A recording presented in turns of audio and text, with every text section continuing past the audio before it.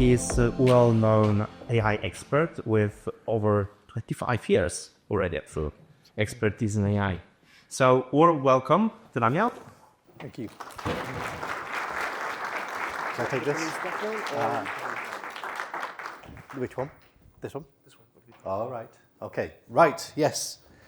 I have had 2 hours sleep and I speak very quickly when I haven't spoken, so I'm very sorry, but I know you're all very smart people. You'll be able to keep up. So yes, I've been involved in AI for a long time, 25 years. My undergraduate, my PhD postdoc role in AI from UCL in London, where I'm entrepreneur in residence, so I help them spin out deep tech companies. I started the company 18 years ago that's been building AI solutions for large organizations like Tesco, PwC. I sold that to WPP despite knowing nothing about marketing, and I still like to claim I know nothing about marketing because it allows me to ask stupid questions, where I'm now the chief AI officer, so coordinate AI across about 100,000 people, and I get to invest in companies now and start companies. I've just started a company to try to solve machine consciousness. So if you want to go very deep today, we can. There's going to be plenty of time in the Q&A for questions, but if you do have any questions, then please do ask anytime. Okay, so that's me. That's boring. Let's move on. Right, so I guess for the past 10 years, companies have been told to build data lakes, put Tableau or some sort of analytics layer on top, hire machine learning experts and data scientists, and that by extracting insights from data and giving those insights to human beings, that'll lead to better decisions. Giving human beings better insights doesn't lead to better decisions. Companies don't have insight problems. You like that, don't you? Companies don't have insight problems, they have decision problems. And decision making, oh, fantastic, oh, wonderful. Plug it in. Excellent, plug it in, should work. Decision making is a completely different field in computer science. Let's go, there we go. Let's check. Yeah. Wonderful.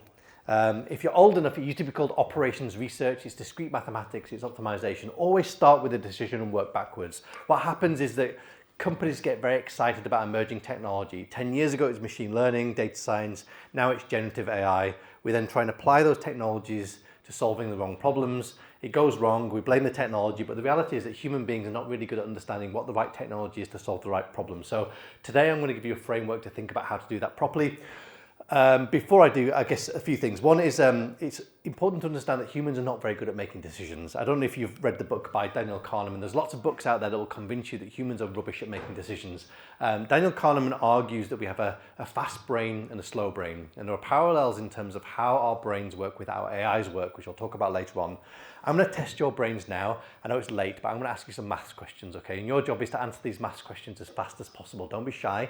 If you got to answer them faster than your competition. So we'll start out nice and easy. The first question, what's 2 times 2? Okay, great. What's 14 times 6? Okay, so the point here, this one you didn't need to think about, you just need the answer. This one you have to go through a process and algorithm to get the answer. Let me ask you a few more maths questions. Again, we'll start out nice and easy, slightly different context. We'll get more complicated. The combined price of a bat and a ball is €1.10. The bat is €1 more than the ball. How much is the ball? You knew the answer already, didn't you? Yeah. If you said 10 cents, you're using your intuition. If you said 5 cents, you knew the answer already. If you said 10 cents, it's actually not 10 cents. The bat is €1.05. The ball is 5 cents. The combined price is €1.10. I can give you lots of these examples, including the cheats, and they'll get them wrong because we are using our intuition, and when we use our intuition, we often get the wrong answer. Let me give you another example. Okay, so imagine you've got a delivery van, and your delivery van has to deliver packages around these 24 points in London. Humans are good at solving these spatial problems. After a few seconds, few minutes, we'll draw a nice path around those points. How long will it take a computer to get the shortest path, the one that's going to save the most amount of time, energy, petrol? How long will it take a computer to get the shortest path? Number of computations. Some people say milliseconds, and the answer is somewhere between milliseconds and 20 billion years. So if you put 24 factorial exclamation mark in your calculator, you get this number of roots. So that's how many solutions are around 24 points. You're absolutely right. If you had a computer that can check 1 million roots a second, it would take 20 billion years to go through all of them. So this one I looked at 10 billion years ago, this one's the shortest one, you should do that. If I had another point to the map, it becomes 25 times 20 billion years, so 5,000 billion years. Another point to the map becomes 26 times 5,000 billion years. So these are exponential problems. They get ugly very quickly, and there are lots of these problems that exist in industry. Most likely they are being solved by human beings very badly because they're not smart like you, they don't realize that they're exponential problems, or they're being solved by algorithms badly. So the point here is if you choose the wrong algorithm, it will literally take 20 billion years to solve that problem. If you choose the right algorithm, it will take milliseconds. That is the opportunity cost in choosing the wrong algorithm. Incidentally, one of my clients is Tesco in the UK. They're delivering to 200,000 points on the map a day, 200,000 factorial. And they don't have gazillions of years to solve that problem. They have seconds between each customer coming in to request slots, choose a slot, optimizing those schedules so you can show more slots to the next customer. You have seconds to solve that problem. Okay, so if I build a system that I give data to and it makes a decision, tomorrow I give it the same data, it makes the same decision, what I have is automation. And automation is amazing because we can get computers to do things better than human beings. But does anybody know the definition of stupidity? Doing the same thing over again and expecting a different answer. I would controversially argue that by definition, automation is stupid. It's not AI. I know that everybody that currently touches these words calls themselves an AI company. It's fine. We get more clients, we get more funding. There are unfortunately many definitions of AI. The most popular definition is by far the weakest definition, which is getting computers to do things that humans can do. And the reason why it's popular is because 3 years ago, ChatGPT was launched and we can now get computers to correspond in natural language, to recognize objects and images. And when we get machines to behave like humans, because humans are the most intelligent thing we know in the universe, we assume that's intelligence. Now, there's lots of books again out there that will convince you that humans are not that intelligent. And if I built a machine that could operate like a mouse, that would be the most intelligent machine we've ever created. Benchmarking machines against humans is a very stupid thing to do. There's a much better definition of AI that comes from a definition of intelligence from the 1980s. Instead of using human beings as the pinnacle of intelligence, there's this nice, elegant definition, which is goal-directed adaptive behavior. So goal-directed in the sense you're trying to route your vehicles to maximize deliveries, you're trying to allocate your workforce to maximize happiness, or spend your marketing money to maximize return. You have to have a goal and use it as a complex objective function you're trying to solve for.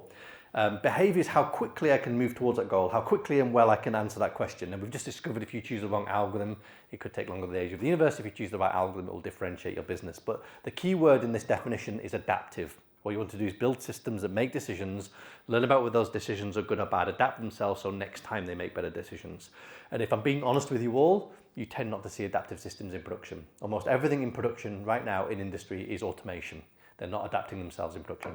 So controversially, if I held what we do in industry to this definition, one might argue that nobody's doing AI, which of course is ridiculous because we're all doing AI.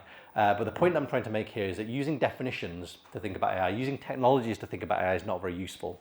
So I'm going to give you a different way of thinking about it. Before I do, a little bit of a history lesson. So this is AI in the 60s and 70s. I don't know if anybody recognizes this person. It's Socrates. Socrates is famous for inspiring the Socratic method. If I say to you that Socrates is a man and that all men are mortal, I can infer new knowledge. I can infer that Socrates is mortal. And AI in the 60s and 70s was writing down lots of things that we know about the world to try to infer new knowledge and build smarter systems. It didn't really work. It didn't really scale.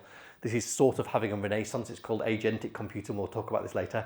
In the 80s and 90s, a new type of AI came along that's modeled how our brains work. So this is actually a brain of a bumblebee. My PhD 20 years ago was trying to model the brain of a bumblebee in a machine. Bumblebees have 1 million brain cells. Their brains can fit on the end of a needle. Bumblebees do amazing things. They can navigate 3D worlds, they recognize objects, they talk to each other, they solve problems. They don't handle windows very well, but ultimately they're very smart creatures. And the question was, can you model 1 million neurons on a machine? 20 years ago we couldn't, but we can now model billions of neurons. We currently call these large language models. Large language models are crude representations of our brain. We'll talk about this later on. But that said, they are smart. They're really good at knowing things about the world. They're really good at telling you what they know about the world through imagery and text. They're not good at making predictions yet, and they're definitely not good at making complex decisions. They are getting smarter, but 10 years ago, large language models were a little bit like toddlers. They regurgitated some words, most of it didn't make sense. ChatGPT was launched 3 years ago. Arguably, ChatGPT is like an intoxicated graduate. So 50% of what ChatGPT comes out with is confidently incorrect. It is now graduating to like a master's level where it can do rudimentary reasoning. This year, next year, we'll probably see a PhD level capability where it can solve very complex problems. I think in the next few years, we're going to have an AI that can apply complex scientific methods to solving problems. And then by the end of the decade, it's predicted that we'll have a professor in our pocket, something that can not only push the boundaries of human knowledge, but can also ask questions that humanity has never asked. It's important to understand that even a professor can't solve that routing problem in its head. What it can do is either build an algorithm to solve the problem or use an algorithm to solve the problem. So it's really important to understand there are other algorithms out there that are important to use. People are then creating wrappers around these AIs and they're deploying them across their organization. So people are now deploying an army of intoxicated graduates across their organizations, and they give the technical term, but it's going to be a shit show. Because these graduates are not capable of doing their job. And so what will happen over the next few years, companies will realize that they've deployed software that doesn't work. There'll be more regulation, more emphasis on building systems that are capable of doing their job. So anyway, I look at AI not through definitions, but through applications. So I use this framework when I'm trying to figure out what the right technologies are to solve problems across any supply chain. Any organization has lots of frictions. And the question is, how do you approach solving those frictions? So the first application actually is basic task automation. So the fact is, if you use very simple algorithms, so if then else statements, macros, robotic process automation, very simple algorithms, you can drive a massive amount of value. You can replace lots of mundane, repetitive, structured tasks that people are doing with very simple algorithms. The second category is content generation. So WPP is one of the biggest advertising companies in the world. So one of the things that we do is create content.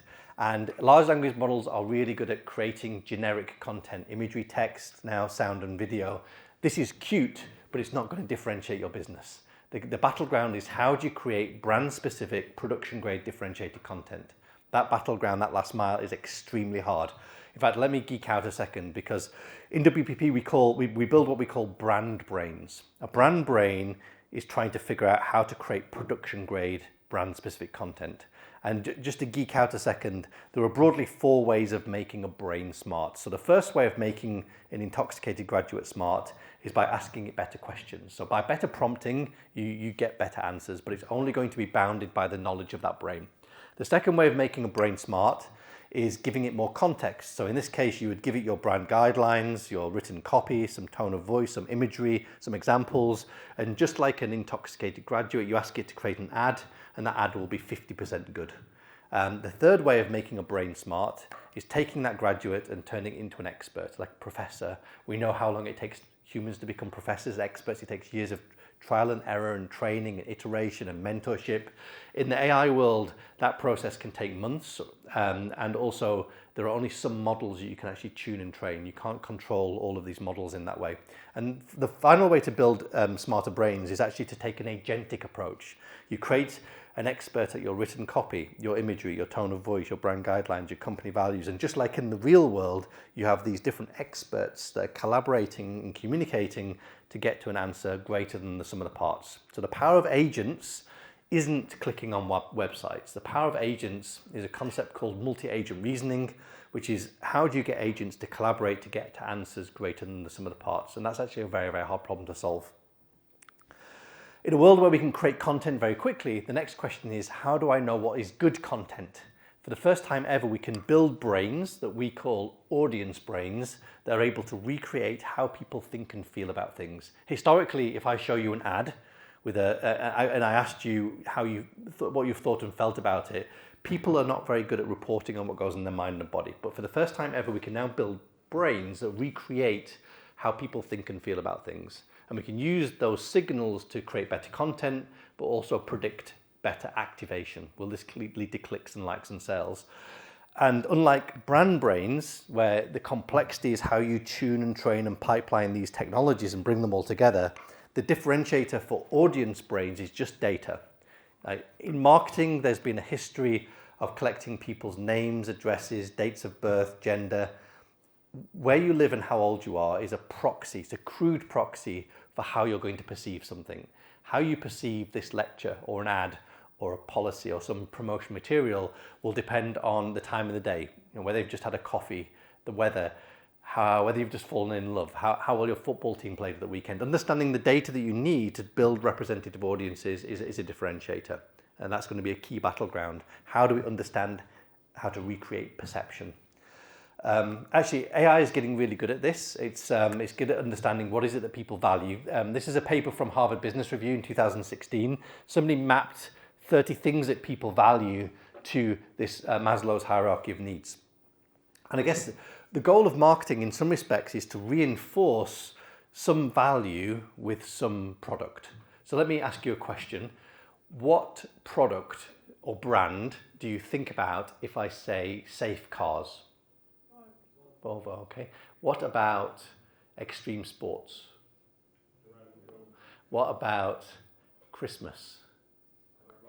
Okay, so you have no choice but to say those words. That's coming from your unconscious. The goal of marketing is to give you as much information into your eyes and your ears to reinforce those concepts in a safe and responsible way, of course. So the next category is machine learning. This is what people called AI 4 years ago, before generative AI.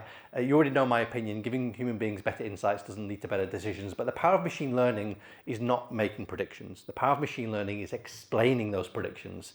So in our world, if we show you an ad, I can use machine learning to predict the clicks and the likes and stuff. So imagine I show you an ad with a black cat. I can predict the activation. But what machine learning can do is it can say, Daniel, if you change that from a black cat to a ginger cat, you're going to get more clicks, likes and sales because that person likes Garfield. It's a terrible example. But the point is machine learning can surface insights from data in ways that generative AI can't, in the ways that human beings can't. We can use those insights to make better decisions.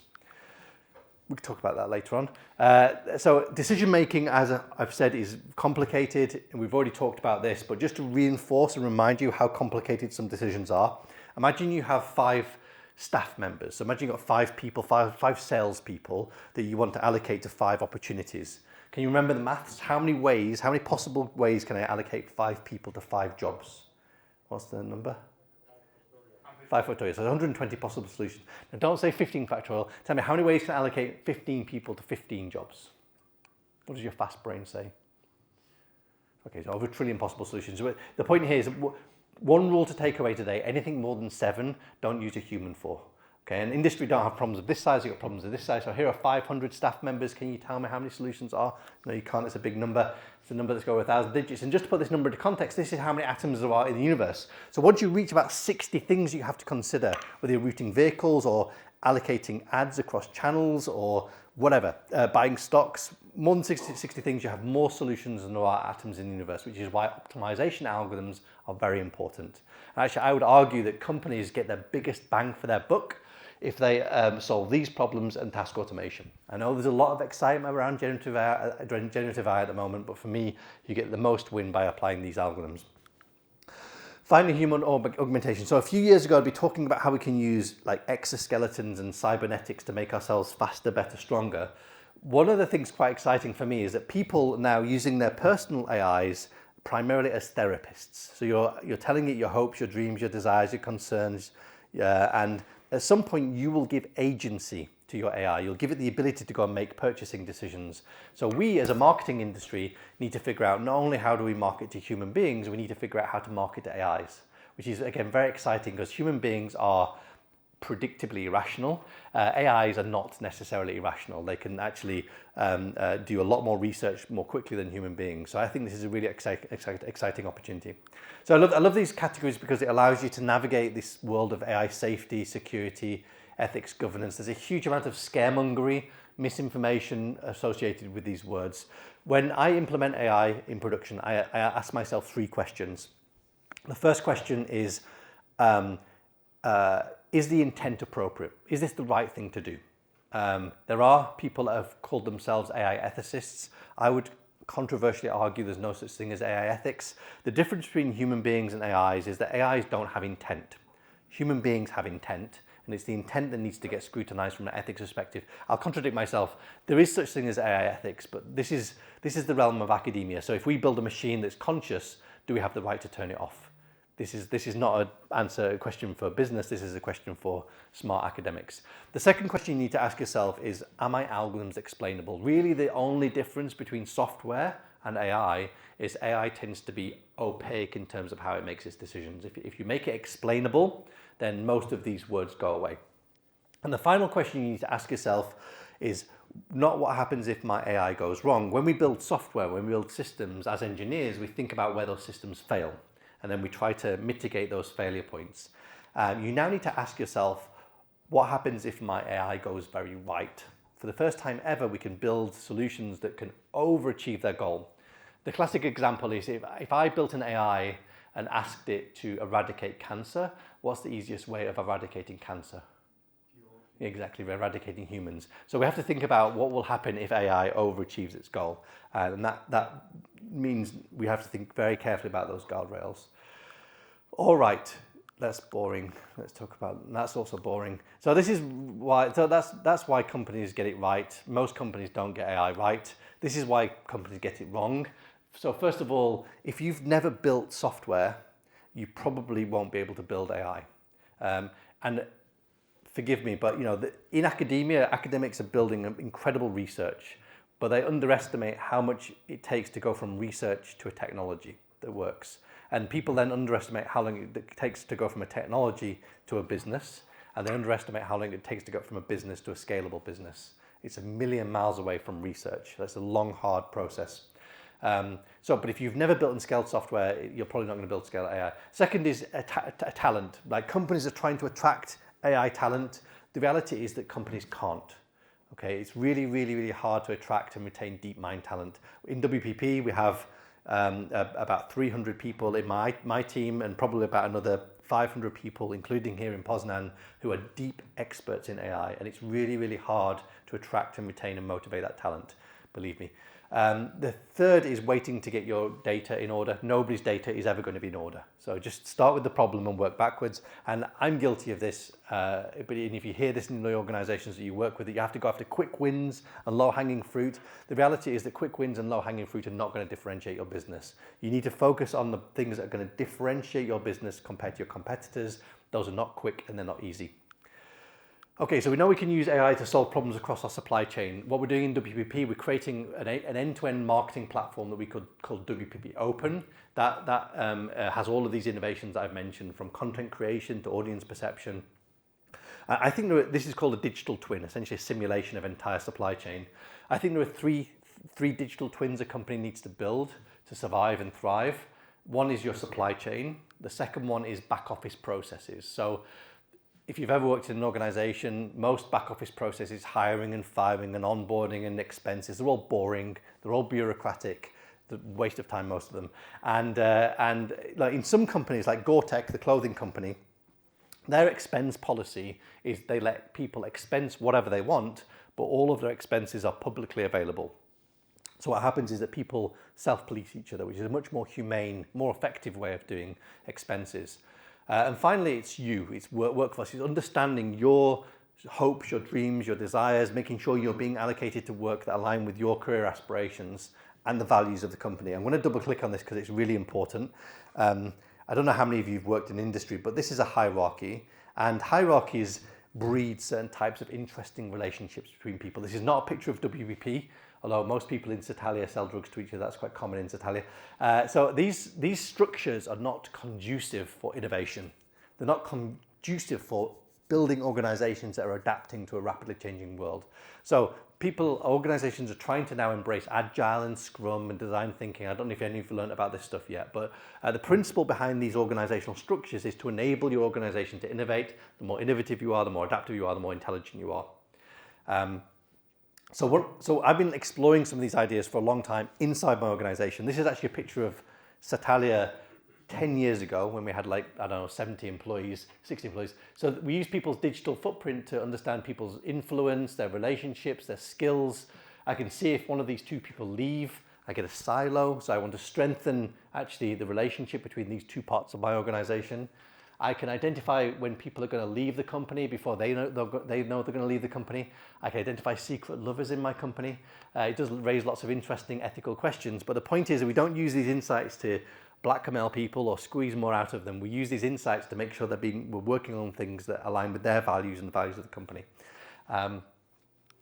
Okay, so one of the things that I used to do before I realized it was illegal is that we used to get everybody in my company to make public recommendations for their salary. So you would all publicly declare what you want to be paid, including me, and then people would then vote on whether those salaries should be reduced or increased or kept the same. And we would use machine learning to determine how many votes one person has for another. So if I've worked very closely with you over the past year, if I'm very knowledgeable about your domain, I will have more votes for your salary. So I had interns voting on people's salaries that were more weighted than me, because they were better placed to make that decision. So I know it sounds crazy, but what you're ultimately trying to solve for is how do I get the best diverse group of experts, including AI agents, to swarm around the problem?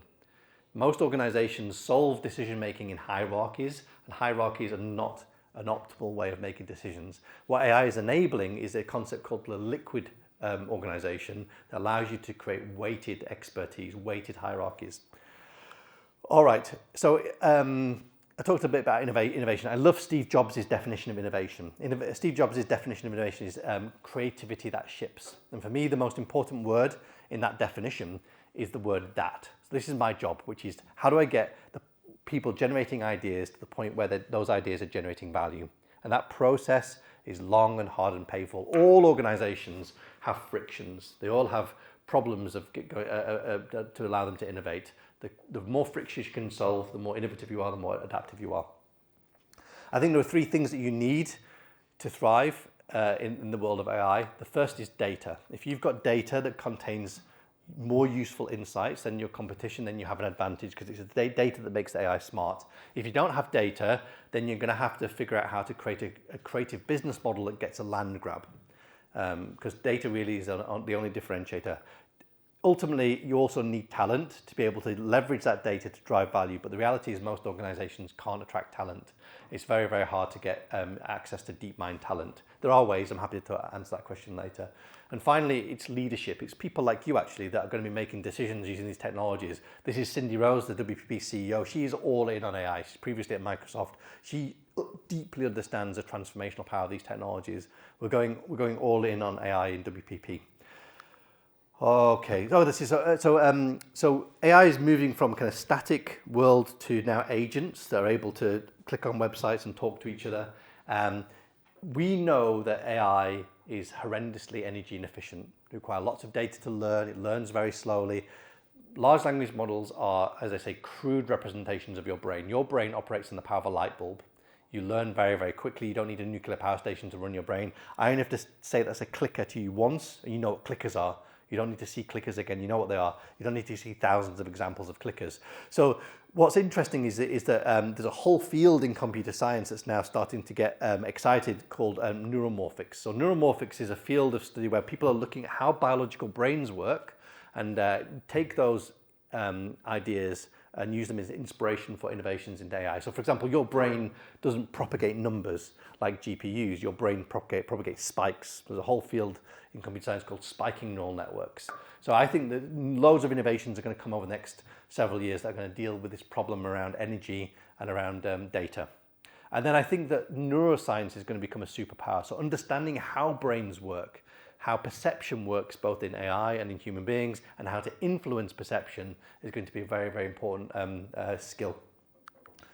Okay, let's talk about the end of the world. So so you might have all heard the word singularity. Singularity, it comes from physics. It's a point in time that you can't see beyond. We don't know what happens beyond this point. And it was adopted by the AI community to refer to the technological singularity, which is the point in time where we build a brain 1,000,000 times smarter than those. I'll come back to that later on, because I think there are at least 7 singularities that we're facing as a species. So I don't know if you've done a business degree, but you might have come across PEST analysis. It stands for political, economic, social, technological. It's like these macro words. It's been extended to steeple. So I'll come onto that in a second, but I think there are at least a steeple of singularities that we're facing. So the first one is not my expertise, but the social singularity is the point in time where we cure death. There are scientists that believe there are people alive today that don't have to die. AI is advancing medicine very rapidly. It's able to start to monitor our cells and eventually clean ourselves out. And a bit like a car, if you stay on top of damage, the car will never die. It will never break down. And I don't know what the world will look like when we realize there are people amongst us that won't have to die. It'll change how we have relationships. It'll change everything. I said this earlier today. I signed up to a website recently called tomorrow.bio. So for $5 a week, price of a cappuccino, what will happen is if I die now, it's possible, somebody will collect me and they'll take me to Sweden and freeze me. They don't know how to unfreeze me yet, but the point is for $5 a week, you could all potentially cheat death. The technological singularity is when we build a brain 1,000,000 times smarter than us and we become the second most intelligent species on the planet. My community felt this wasn't going to happen for another 40 or 50 years. There's some speculation that it might now happen in the next 5 or 10 years.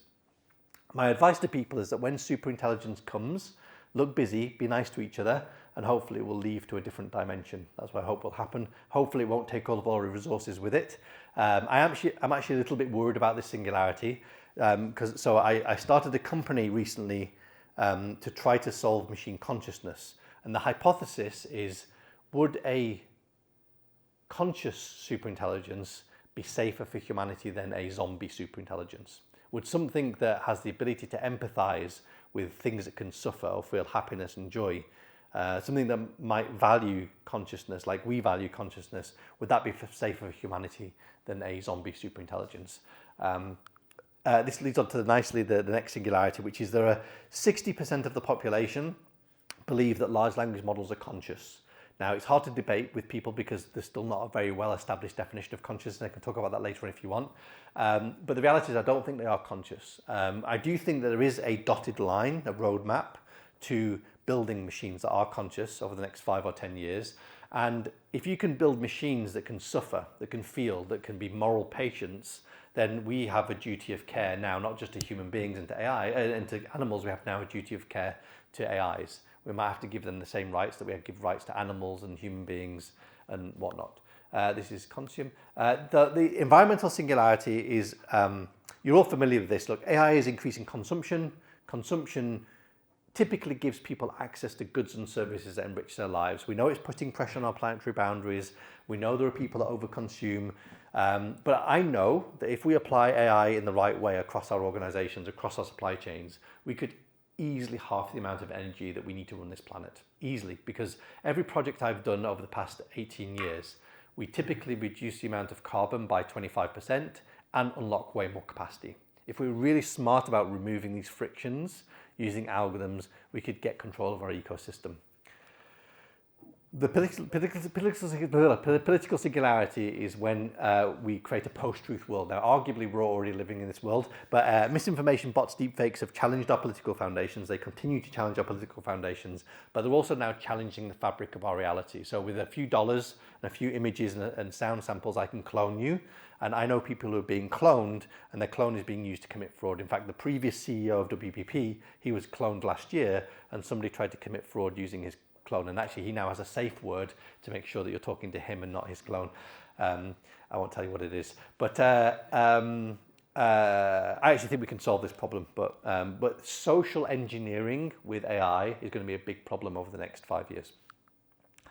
The legal singularity is when surveillance becomes ubiquitous. So I guess here, the point here is that AI is getting very good at understanding people, and it's getting very good at also potentially manipulating people.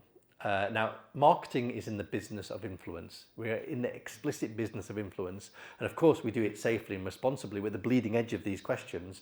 But we also need to prevent bad actors from using these technologies to accumulate more wealth and more power. And again, I think we can solve this problem as well. My final singularity, I'm nearly done, I promise you, is my favorite singularity. It was coined by a friend of mine called Callum Chase. I'd highly recommend his books. So this is the point in time where we automate the majority of human labor. So for the past 18 years, I've been building AI solutions that have been freeing people from tasks. Those people have not lost their jobs. They've gone on to do more important, impactful, strategic things within their organizations. I think for the next 5 years, we're going to see a Cambrian explosion of new innovations. Companies will be created, new innovations will be created. It will push the boundaries of humanity. Jobs will be displaced and disrupted, but I think more people will have the ability to contribute. Beyond 5 years, nobody knows what they're talking about. And to give you the two extremes of the argument, the one extreme of the argument is that when we can free up whole jobs, we probably will. The capitalistic model to reduce costs, increase profits, means that we'll either stop hiring or we'll remove people from jobs. If that happens very quickly, our economies won't be able to rebalance fast enough, and it could lead to social unrest. And I genuinely think we need to lean into this problem, whether it be governments creating UBI, 4-day working weeks. We need some mechanisms to potentially take the risk away from this. There is a counter argument to this though, which is by removing friction, which is we're trying to use AI to make things more efficient and more effective. That often means removing human labor. But by removing friction from the creation and dissemination of goods, you can bring the cost of those goods down to essentially zero. So bear with me, but imagine being born into a world where you don't have access to paid work, But everything you need to survive and thrive as a human is abundant, is free. So your food, your healthcare, your energy, your transport, your nutrition, your shelter, everything is free. So what would you do with your time if everything was free?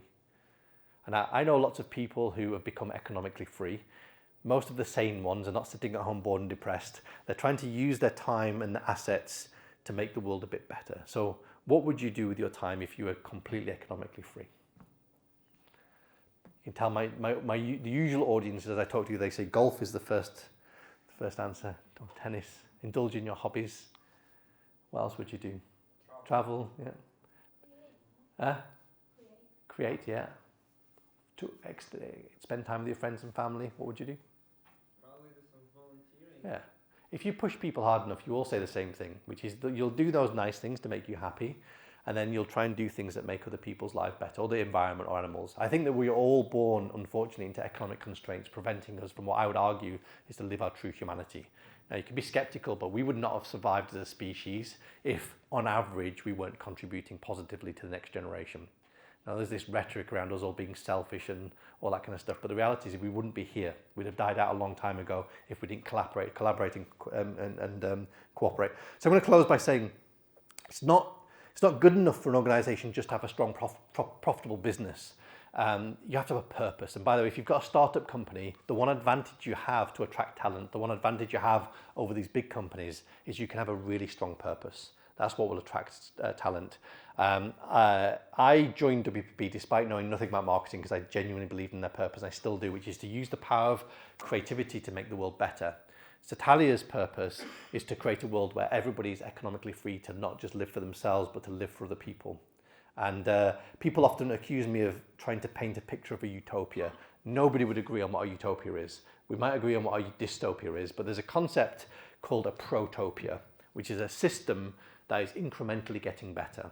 And that system for me is a system where we're using our smarts to reduce the cost of goods, to give people economic freedom, to use their time, to use their smarts, to create innovations that free people from economic constraints. There's a system that we can create that gets better. And it might feel like we're a long way from this, but if everybody, for example, on the planet had a phone and access to the internet, then education would become free. And by the way, they would be able to access the most intelligent thing that we've ever created, essentially for free on their phone to create new innovations. I think that what we can do is we can unlock the creative capacity of humanity and allow people to come up with innovations that actually create this future. So I think on that note, I'm going to stop and I'm going to do the panel. Is that right? Thank you for listening. Oh, any questions? Do we have questions? Do you want to save them for the panel? Or? So Yeah. I don't have the questions. Thank you very much. That's okay. Thank you. We'll start in the second panel. Thank you.